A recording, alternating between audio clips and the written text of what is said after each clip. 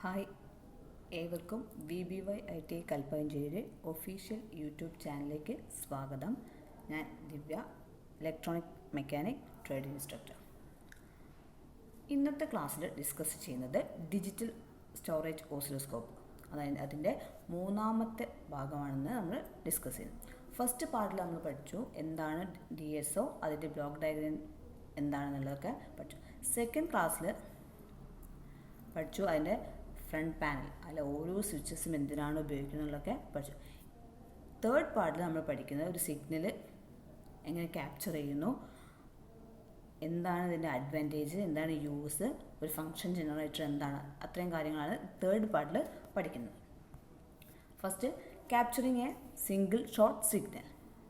ഒരു single shot സിഗ്നലെ capture ചെയ്യുന്നത് the transient part of the signal which vanish even in few milliseconds or microseconds can be observed using a digital oscilloscope. അതായത് ഒരു capture ചെയ്യുന്ന signal അത് milli micro സെക്കൻഡിലെ ഡാറ്റാസൊക്കെ എന്ത് ചെയ്യും, vanish ചെയ്തു പോകും. അപ്പോൾ ആ ഡാറ്റാസൊക്കെ നമുക്ക് ഒരു ഡിജിറ്റൽ സ്റ്റോറേജ് ഓസിലോസ്കോപ്പ് ഉപയോഗിച്ചിട്ട് നമുക്ക് എന്ത് ചെയ്യാൻ പറ്റും, ഒബ്സർവ് ചെയ്യാൻ പറ്റും. ഇനി ക്യാപ്ചറിങ് സിംഗിൾ ഷോട്ട് സിഗ്നൽ, ഒരു സിംഗിൾ ഷോട്ട് സിഗ്നൽ ക്യാപ്ചർ ചെയ്യുന്നത് ഒരു റിലേ ഓപ്പണിങ് ക്ലോസിങ് നടക്കുന്നത് വളരെ കുറഞ്ഞ സമയത്തിൽ കോണ്ടാക്റ്റ് ഓപ്പൺ ആവുന്നുണ്ട്, അതുപോലെ തന്നെ എന്തെന്ന് ക്ലോസ് ആവുന്നുണ്ട്. അപ്പോൾ ആ ഓപ്പൺ ക്ലോസ് ആവുന്ന വളരെ കുറഞ്ഞ സമയത്തുള്ളത് എന്ത് ചെയ്യുക, ക്യാപ്ചർ ചെയ്യുന്ന ഒരു single shot signal. The fastest you can open and close the relay is about 1 second, so you need to capture the voltage across the relay as single shot acquisition. ഒരു single shot acquisition വഴി നമുക്ക് എന്ത് ചെയ്യാൻ പറ്റും, അത് capture ചെയ്യാൻ പറ്റും. Optimising the acquisition. The initial acquisition shows the relay contact beginning to open at the trigger point. Initial acquisition എന്ന് പറഞ്ഞാൽ എന്താണ്, beginning to open at the trigger point. ആ ട്രിഗർ പോയിൻ്റ് ബിഗിനിങ് ആണ്. This is followed by a large spike. ആ initial acquisition നടക്കുന്ന സമയത്ത് അവിടെ large spike ഉണ്ടാവുകയും അതിനനുസരിച്ച് അവിടെ എന്ത് ചെയ്യും, ഒരു ഇൻഡക്റ്റൻസ് ഉണ്ടായിരിക്കും ആ സർക്യൂട്ട്. ഈ ഇൻഡക്റ്റൻസ് റിലേ ഫെയിലിയറിന് കാരണമായി ചെയ്യാം. You can use vertical, horizontal and trigger controls to optimise the settings before next single shot even is capture. അടുത്ത എന്താണ് ഒരു സിംഗിൾ ഷോട്ട് ഈവൻറ്റ് നമ്മൾ എന്ത് ചെയ്യുക, ക്യാപ്ചർ ചെയ്യണമെങ്കിൽ അവിടെ നമ്മൾ എന്ത് ചെയ്യുക, വെർട്ടിക്കൽ, ഹൊറിസോണ്ടൽ അതല്ലെങ്കിൽ ട്രിഗർ കൺട്രോൾ ഉപയോഗിച്ചിട്ട് നമുക്ക് പുതിയൊരു സിഗ്നൽ ക്യാപ്ചർ ചെയ്യാൻ പറ്റും.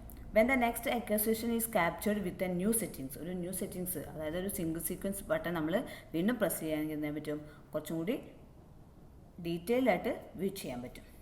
Measuring the propagation delay. Measuring the propagation delay എന്ന് പറഞ്ഞാൽ ചിപ്പ് സെലക്ട് സിഗ്നലും അതുപോലെ മെമ്മറി ഡിവൈസിലുള്ള ഔട്ട്പുട്ട് സിഗ്നലും തമ്മിലുള്ള ആ പ്രൊപ്പഗേഷൻ ഡിലേ മെഷർ ചെയ്യുക. Next, interface the DSO to external device. ഒരു എക്സ്റ്റേണൽ ഡിവൈസുമായി DSO എങ്ങനെ ഇൻ്റർഫേസ് ചെയ്യിക്കാം. സാധാരണ ഒരു CROയെ അപേക്ഷിച്ച് വരുന്ന DSOയുടെ ഒരു അഡ്വാൻറ്റേജ് ആണെന്ത്, എക്സ്റ്റേണൽ ഡിവൈസുമായിട്ട് ഇൻ്റർഫേസ് ചെയ്യിക്കുക എന്നുള്ളത്.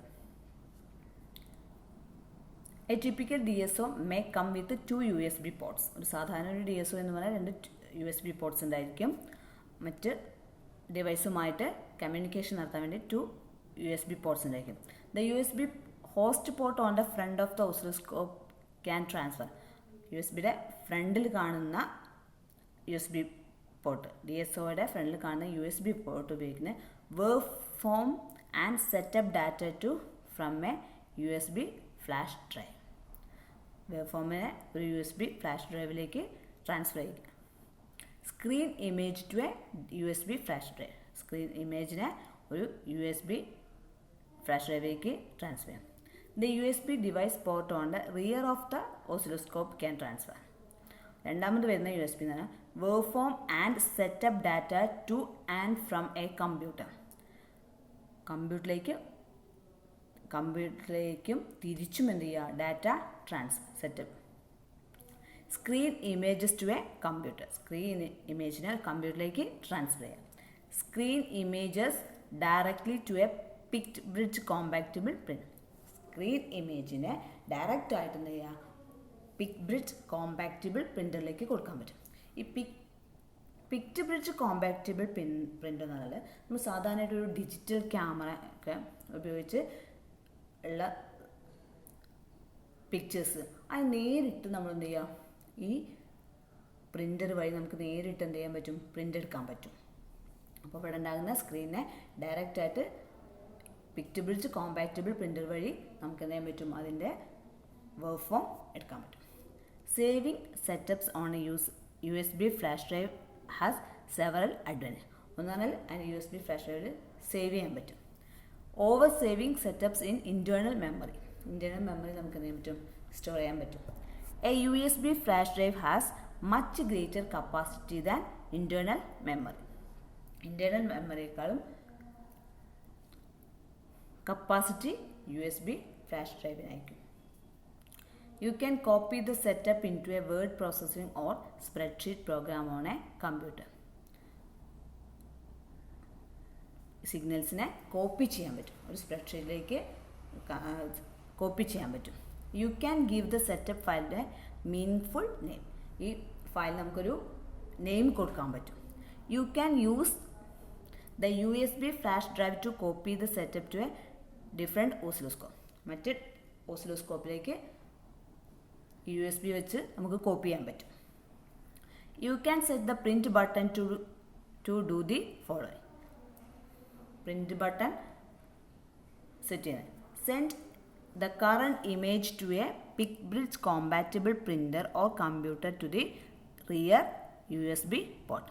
റിയർ USB പോർട്ടിലേക്കോ അല്ലെങ്കിൽ ഒരു പിക് ബ്രിഡ്ജ് കോമ്പാറ്റബിൾ പ്രിൻ്ററിലേക്കോ എന്ത് ചെയ്യാൻ പറ്റും, കറണ്ട് ഇമേജിനെ സെൻഡ് ചെയ്യാൻ പറ്റും. Save the current screen image to a USB flash drive choosing among a number of formats. Current screen ഇമേജിനെ ഒരു USB-ലേക്ക് നമുക്ക് എന്ത് ചെയ്യാൻ പറ്റും, ഡിഫറെൻറ്റ് നമ്പർ ഓഫ് ഫോർമാറ്റിലേക്ക് സേവ് ചെയ്യാൻ പറ്റും. Save the current image, the wave form, data points of each displayed wave form and the current setup parameters to a USB flash drive with a single button push. ഒരു single button പുഷിൽ നമുക്ക് എന്ത് ചെയ്യാൻ പറ്റും, ഈ current ഇമേജിനെ save ചെയ്യാനും അതുപോലെ തന്നെ എന്താണ് ഡിസ്പ്ലേ ചെയ്യാനൊക്കെ കഴിയും. Set the following options before printing. Printing ചെയ്യുന്നതിന് മുമ്പ് നമ്മൾ ചെയ്യേണ്ട കുറച്ച് കാര്യങ്ങൾ. Ink saver on prints colour waveform on a white background. എന്താണ്, ഒരു വൈറ്റ് ബാക്ക്ഗ്രൗണ്ടിൽ എന്ത് ചെയ്യുക, പ്രിൻറ്റ് ചെയ്യുക. Off prints colour waveforms on a black background as the appear on the screen. Off print ആണെങ്കിൽ അതൊരു black background.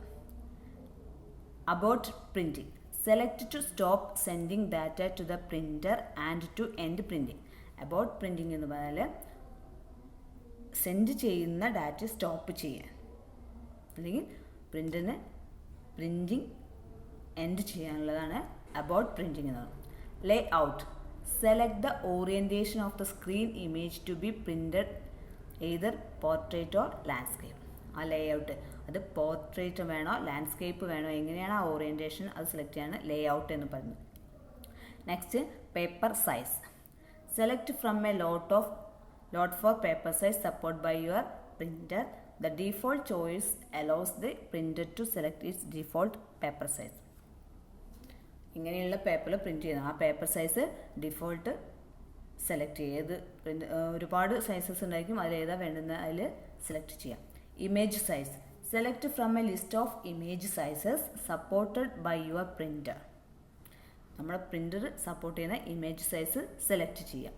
The default choice is generally the largest image size which will fit on the default to allow the printer to control paper type. ഡിഫോൾട്ടായിട്ട് തന്നിരിക്കുന്നത് അതനുസരിച്ച്. Print quality, select from a list of print qualities supported by your printer. അത് നമ്മുടെ പ്രിൻ്ററിനെ അനുസരിച്ച് അതിൻ്റെ quality select ചെയ്യാം. Data print select on to print the date and time on the hard copy. എൻ്റെ ഹാർഡ് കോപ്പിയിൽ ഡേറ്റും ടൈമും പ്രിൻറ്റ് ചെയ്യാൻ സെലക്ട് ചെയ്യാം. Some printer do not support this option. ചില പ്രിൻ്ററിൽ ഈ ഇത് പ്രിൻറ്റ് ചെയ്യാൻ പറ്റില്ല. ഇനി differentiate a CRO with DSO. ഒരു CROയും DSOയും തമ്മിലുള്ള ഡിഫറൻസസ് എന്താണ്? ഫസ്റ്റ് ക്ലാസ്സിൽ പറഞ്ഞു എന്താണ് ഒരു അനലോഗ് ഓസിലോസ്കോപ്പും ഒരു ഡിജിറ്റൽ ഓസിലോസ്കോപ്പും തമ്മിലുള്ള വ്യത്യാസം എന്താണ്. ഒരു അനലോഗ് ഓസിലോസ്കോപ്പിന് ഒരിക്കലും ആ സിഗ്നൽസിനെ സ്റ്റോർ ചെയ്യാൻ കഴിയില്ല. ഡിജിറ്റൽ DSOയ്ക്ക് എന്ത് ചെയ്യാൻ പറ്റും? സ്റ്റോർ ചെയ്യാൻ കഴിയും. അതുപോലെ തന്നെ അനലോഗ് ഓസിലോസ്കോപ്പ് എന്ന് പറഞ്ഞാൽ അതിൻ്റെ സൈസ് വളരെ വലുതായിരിക്കും, അതുപോലെ ഹെവി ഇൻ വെയിറ്റ് ആയിരിക്കും. ബട്ട് DSO എന്ന് പറയുന്നത് small in size and light weight ആണ്.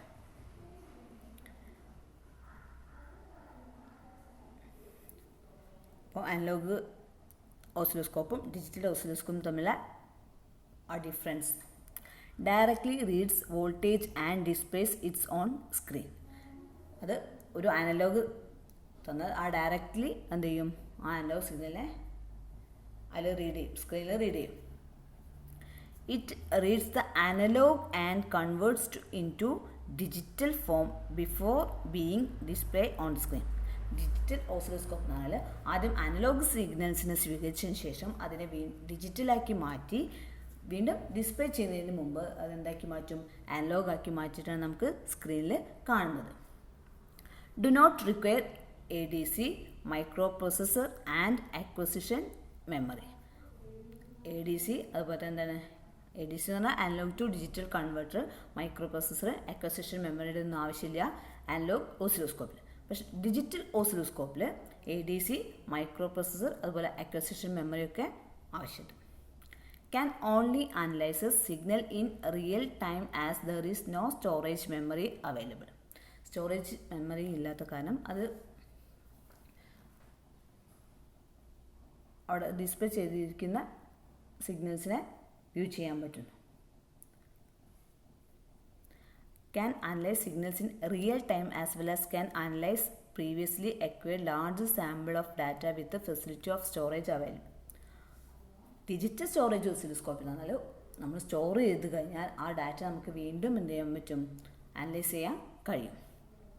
Cannot analyse high frequency sharp rise time transients. അതായത് ഒരു സിഗ്നൽസിൻ്റെ ഫ്രീക്വൻസി അല്ലെങ്കിൽ sharp rise time fall time ഒക്കെ ഒന്നും എന്ത് ചെയ്യാൻ പറ്റില്ല?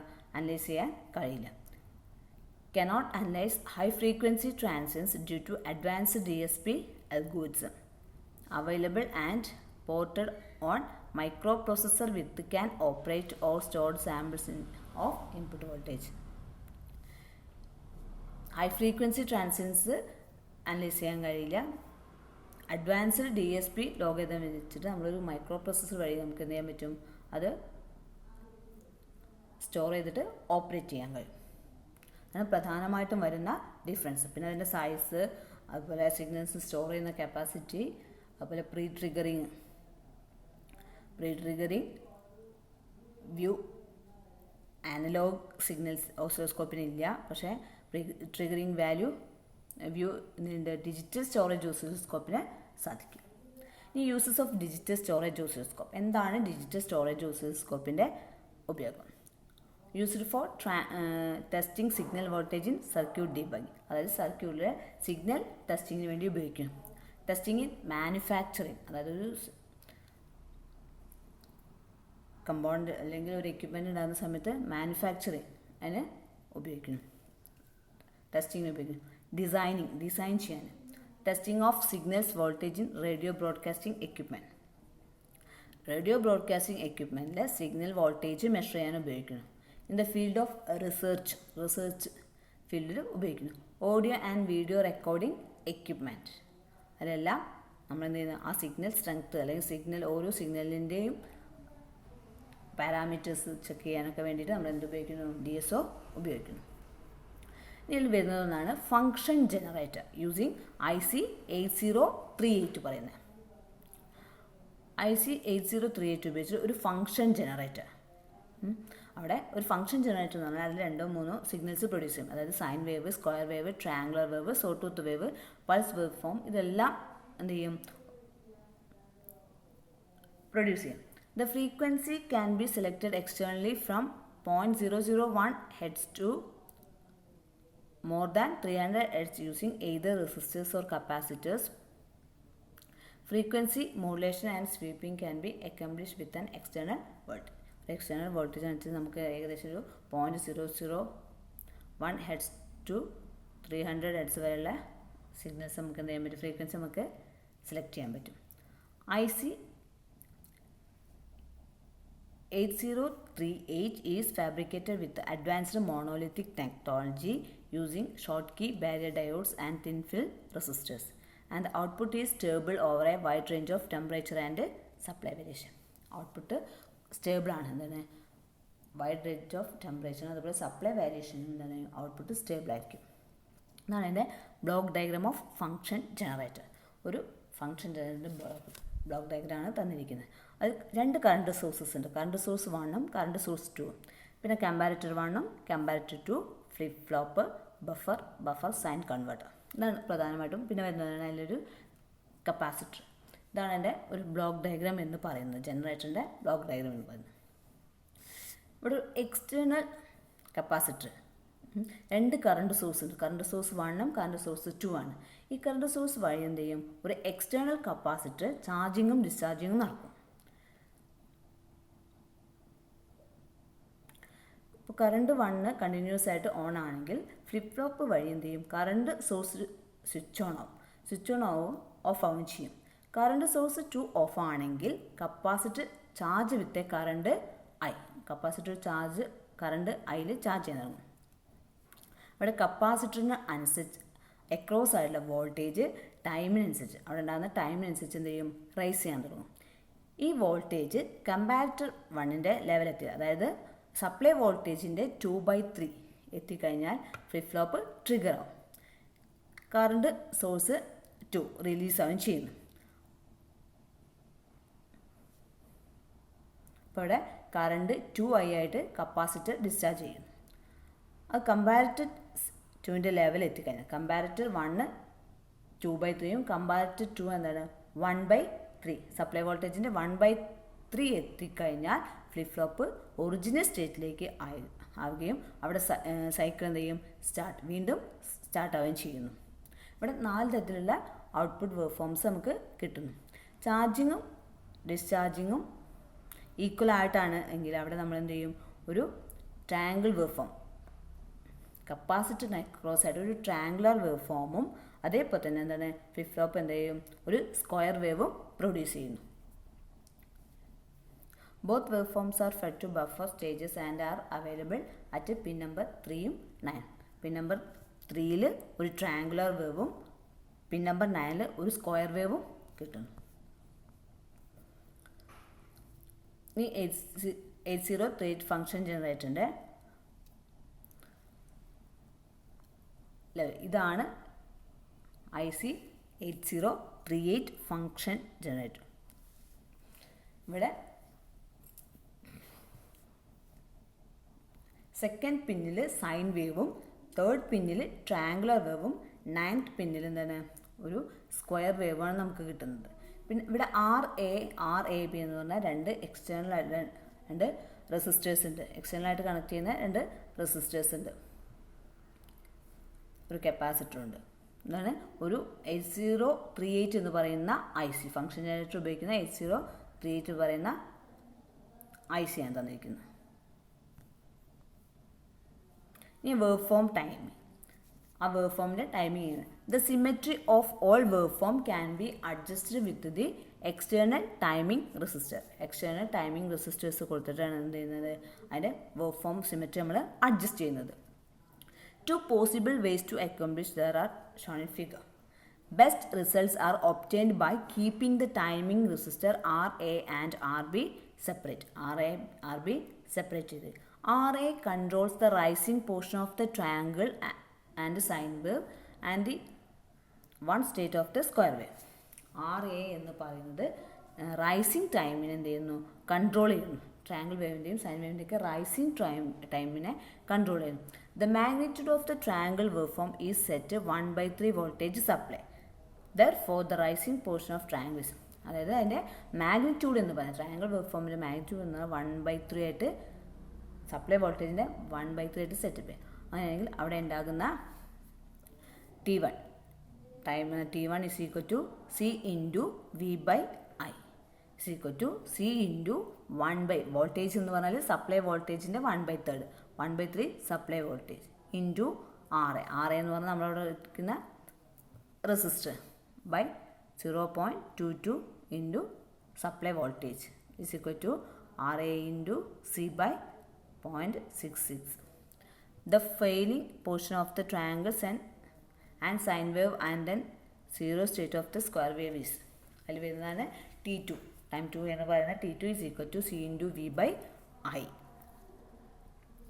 C into 1/3 supply voltage into RA divided by 2 into അതായത് 2 കറണ്ടാണ് 2 into 0.22 into supply by V supply by RB minus 0.22 V supply by RA. അതായത് RBയും RAയും തമ്മിലുള്ള ആ value is equal to RA into RB C by 0.66 into 2 RA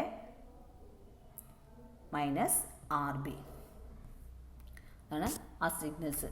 അതായത് figure 3 ഇത് sine wave ആണ്. So triangular wave, first triangular wave, then second ഒരു sine wave, third ഒരു square wave. ഇനി അതിൻ്റെ ആ എന്താണ് റൈസിങ് ടൈം വ്യത്യാസം വരുത്തിയിട്ടാണ് എന്താണ് ചേഞ്ച് ചെയ്തുള്ളത്. റൈസിങ് ടൈമിലൊക്കെ വരുന്ന ഡ്യൂട്ടി സൈക്കിൾ വരുന്ന വ്യത്യാസം. Thus a 50% duty cycle is achieved when RI is equal to RB.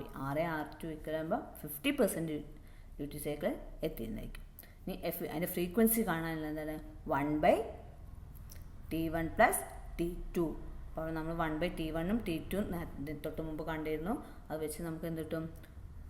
അതായത് RA RB ഈക്വൽ ആണെങ്കിൽ F is equal to frequency is equal to 0.33/RC.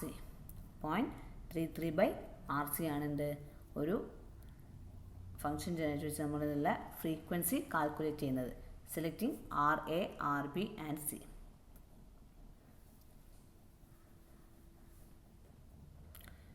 ഒരു RA RB അതുപോലെ തന്നെ C എങ്ങനെയൊക്കെയാണ് നമ്മൾ സെലക്ട് ചെയ്യുന്നത്. For any given output frequency there is a wide range of RC combination. ഒരു output ഫ്രീക്വൻസിയിൽ പലതരത്തിലുള്ള RC കോമ്പിനേഷൻ ഉണ്ടായിരിക്കും. That will work however certain constant are placed upon the magnitude and charging current to optimum performance. At low end current of less than 1 micro ampere. 1 micro ആംബിയറിൽ താഴെ current. എൻ്റെ equation നമുക്ക് നോക്കാം. I is equal to R1 into V plus എന്ന് പറഞ്ഞാൽ voltage minus V minus negative സൈഡിലെ voltage divided by R1 plus R2 into 1/RA is equal to 0.22 V plus minus V minus by RA. നമ്മൾ ഇത്രയും നേരം discuss ചെയ്തിരിക്കുന്നത് ഒരു signal എങ്ങനെ നമുക്ക് ക്യാപ്ചർ ചെയ്യാം, അതുപോലെ തന്നെ അതിൻ്റെ ഫങ്ഷൻ ജനറേറ്റർ അവിടെ ഉപയോഗിക്കുന്ന IC നിർബന്ധമാണ്, ICയുടെ പേര് പഠിക്കൽ നിർബന്ധമാണ്, അഡ്വാൻറ്റേജ് എന്തൊക്കെയാണ്, അതിൻ്റെ യൂസ് എവിടെയൊക്കെയാണ്, ഒരു DSOയുടെ യൂസ് എവിടെയൊക്കെയാണെന്നുള്ളതാണ് പഠിച്ചത്. അപ്പോൾ ഈ 3 പാർട്ടോട് കൂടി ഈ ചാപ്റ്റർ സെക്കൻഡിലെ ഫസ്റ്റ് ചാപ്റ്റർ ആയിട്ടുള്ള DSO ഡിജിറ്റൽ സ്റ്റോറേജ് ഓസിലോസ്കോപ്പ് എന്ന് പറയുന്ന ചാപ്റ്റർ ഇവിടെ കംപ്ലീറ്റ് ആയിട്ടുണ്ട്.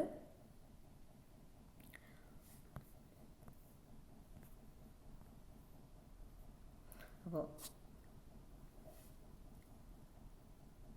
എല്ലാവർക്കും മനസ്സിലായെന്ന് കരുതുന്നു. Thank you.